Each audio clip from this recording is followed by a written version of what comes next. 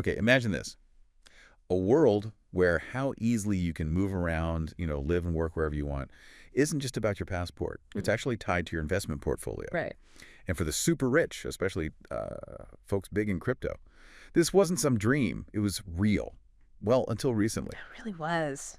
So today we're doing a deep dive into these things called golden visas. Hmm. We'll look at what they actually are, why they got so popular with wealthy people, especially crypto investors, Hmm. and maybe surprisingly, why those options are suddenly, well, shrinking fast. Exactly. And our goal here, our mission, if you like, is to really unpack this whole idea, figure out why they were so attractive to crypto folks, and crucially, help you understand the real impact now that these doors seem to be closing. It's a really fast-moving shift in how global mobility and wealth work together, shows some real tensions. Okay, yeah, let's unpack that. Yeah. So fundamentally, what is a golden visa program, like in simple terms? Well, at its core, it's pretty straightforward. It's basically a scheme where a country says, okay, if you're wealthy and you invest a serious chunk of money here, Serious chunk meaning. often hundreds of thousands of dollars, sometimes more, invest it in, say, local businesses, funds, or very commonly, real estate. Real estate. Yes. And in return, you get residency, maybe even a path to citizenship. You're essentially buying your way in, but legally. Legally, right. So for the countries offering these, what was the upside? Why did they start doing this? Well, the big idea, the initial appeal, was economic stimulus. Bring in foreign capital, boost local development, maybe attract some talented entrepreneurs along the way. Yay. Alessandro Palumbo, co-founder of citizenship, called it a kind of mutually beneficial exchange. Countries get cash, investors get access. You even had folks like former President Trump floating ideas like a Trump gold card. Right. His pitch was, bring in wealthy people who'd be spending a lot of money, paying a lot of taxes, employing a lot of people. On the surface, it seemed like a win-win. It really does sound like a win-win, almost too perfect. But were there any concerns early on, any signs this might cause problems down the line for, say, local people?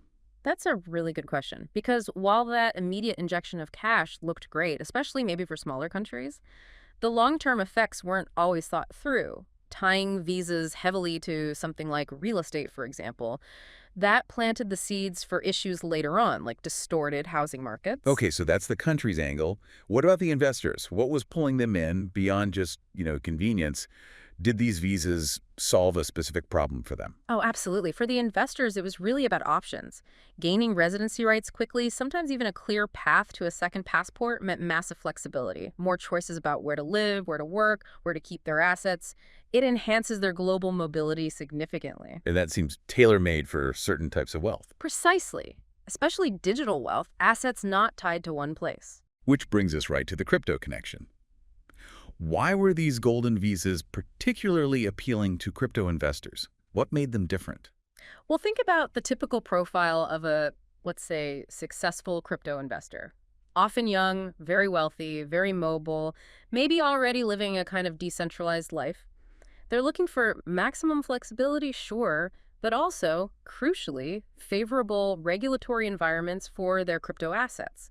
Jurisdictional arbitrage, essentially. Finding friendly territory. Exactly. And a huge draw was the incredibly low physical residency requirements some programs had. How low are we talking? Sometimes as little as 5 days a year, you had to actually be in the country. 5 days? Yeah. So you get all the benefits of residency, maybe even citizenship down the line, without actually having to, live there most of the time. Perfect for that globe-trotting lifestyle. It seems almost inevitable, then, that these two worlds, crypto and golden visas, would collide more directly.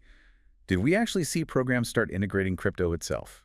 We absolutely did, and this is where it gets really fascinating. Portugal, for instance, which got a reputation as a crypto hub in Europe. Right, I remember hearing about that. They launched something called the Bitcoin Eco Golden Visa. It lets investors put money into a fund that invests in Bitcoin and local Portuguese companies as part of their visa application. Interesting. So direct crypto investment counts. In that specific fund structure, yes. Then you have El Salvador, The Bitcoin country. the first to make Bitcoin legal tender. In 2023, they passed a law basically saying invest $1 million in Bitcoin or Tether stablecoin USDT, and you can get citizenship. $1 million. Okay, steep. Pretty steep. And Italy's apparently working on something called citizenship-residency for investing, I think it's 250,000 euros in a local Bitcoin startup. So the integration is definitely happening, or at least being attempted. It shows the appetite, for sure. But it's not always smooth sailing. There was that case with the TON Foundation. The open network guys. Yeah. They got ahead of themselves and announced this big UAE golden visa scheme. Said it would be like a $35,000 fee plus staking $100,000 of their crypto for 3 years for a 10-year visa. Sounds like a good deal. Maybe too good to be true, because the UAE authorities, the identity folks, the securities regulator, the crypto regulator, they all came out very quickly and said, nope, not happening. We didn't approve this. Ouch. So a bit of hype getting ahead of reality. Exactly. It shows the intense desire for these crypto-linked visas, but also the very real regulatory hurdles and the fact that governments need to be fully on board. You can't just announce this stuff. Right. So we've seen the attraction, the hype, the specific appeal to crypto wealth. But the core story now is that these are disappearing. Why? What changed? Yeah, that's the big shift. And it really comes down to increased scrutiny and, frankly, concerns about abuse. The European Union has been a major force here. They've really cracked down. Also. Well, for example, back in May, an EU court basically ruled Malta's program, the one selling passports, illegal. Said it was essentially commercializing European citizenship, just selling access. Okay, that's pretty strong language. Definitely. And beyond that, there were growing worries about corruption, money laundering, these programs potentially attracting illicit funds. The European Parliament raised concerns about Bulgaria's program, for instance.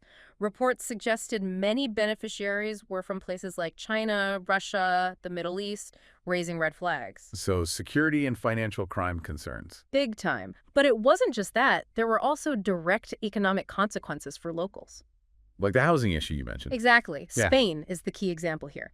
They canceled their golden visa in April. Why? Because it was so heavily linked to buying real estate. Pushing prices up. Right. It drove housing costs so high that locals couldn't afford to live in their own cities. It became a massive political issue. So the win-win started looking a lot like a win-lose for the actual residents. Pretty much. And all these concerns got amplified, particularly after the start of the Russia-Ukraine war. There was suddenly a lot more focus on where this foreign money was coming from. Understandable. So the overall trend now is definitely restriction. Fewer options, tougher rules. Absolutely clear trend. Fewer programs, and the ones that remain are getting much stricter. Even Portugal, despite that crypto visa we mentioned, is generally moving towards tighter policies overall. And the list of countries that have just scrapped them entirely is quite long now. It is. Since just 2020, you've got, let's see, the UK, Ireland, the Netherlands, Spain, Bulgaria, Cyprus, Montenegro, Moldova, and Malta. At least 9 major ones gone. Wow. That's a rapid turnaround. It really is. It backs up what Alessandro Palumbo said. What's possible today may become legally impossible within months or weeks. Golden visas, once abundant, are fast becoming scarce. So what does this really mean for those wealthy individuals, crypto or otherwise, who were relying on these, and for the countries that maybe got used to that investment? Well, it means the game has changed. The easy routes are closing. So we've really charted this dramatic arc, haven't we? From golden visas being this expanding almost frontier opportunity, especially for the crypto world, to now a landscape where the options are shrinking incredibly fast. It's been a very rapid shift, and it leaves us with a really interesting question to think about, doesn't it? How do countries strike that balance? How do they attract the foreign investment and talent they often want or even need, while still protecting their own citizens, their local economies, and their national integrity, especially when capital, like crypto, can move so quickly and globally?